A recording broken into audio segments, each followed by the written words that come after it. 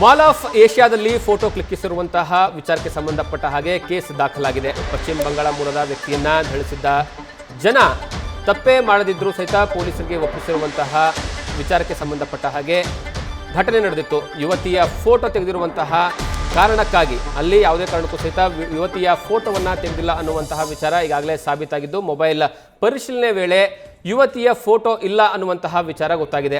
ಘಟನಾ ದಿನವೇ ಆರೋಪಿಯನ್ನು ಪೊಲೀಸರು ವಶಕ್ಕೆ ಪಡ್ಕೊಂಡಿದ್ರು. ಪೊಲೀಸರು ವಶಕ್ಕೆ ಪಡ್ಕೊಂಡಿರುವಂತಹ ಸಂದರ್ಭದಲ್ಲಿ ಘಟನೆ ಬಹಳಷ್ಟು ದೊಡ್ಡ ಮಟ್ಟದಲ್ಲಿ ಚರ್ಚೆಗೆ ಗ್ರಾಸವಾಗಿತ್ತು.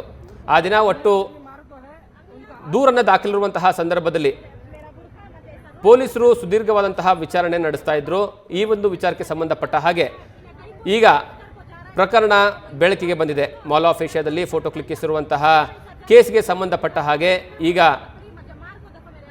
ಮತ್ತಷ್ಟು ವಿಚಾರಗಳು ಹೊರಗೆ ಬರ್ತಾ ಇದ್ದಾವೆ. ತಪ್ಪೇ ಮಾಡದಿದ್ರೂ ಸಹಿತ ಪೊಲೀಸರಿಗೆ ಆ ವ್ಯಕ್ತಿಯನ್ನ ಯುವತಿ ಒಪ್ಪಿಸಿರುವಂತಹ ಘಟನೆಗೆ ಸಂಬಂಧಪಟ್ಟ ಹಾಗೆ ಈಗ ಪೊಲೀಸರು ಆ ಯುವಕನನ್ನ ವಶಕ್ಕೆ ಪಡ್ಕೊಂಡು ವಿಚಾರಣೆ ನಡೆಸಿದ್ರು. ಆದರೆ ಅಂತಿಮವಾಗಿ ಫೋಟೋವನ್ನು ಕ್ಲಿಕ್ಕಿಸಿದ್ನಾ ಇಲ್ವಾ ಅನ್ನುವಂತಹ ವಿಚಾರಕ್ಕೆ ಸಂಬಂಧಪಟ್ಟ ಹಾಗೆ ಯಾವುದೇ ಕಾರಣಕ್ಕೂ ಸಹಿತ ಅವನು ಮೊಬೈಲ್ನಲ್ಲಿ ಫೋಟೋವನ್ನು ಕ್ಲಿಕ್ಕಿಸಿಲ್ಲ ಅನ್ನುವಂತಹ ವಿಚಾರ ಗೊತ್ತಾಗ್ತಾ ಇದೆ.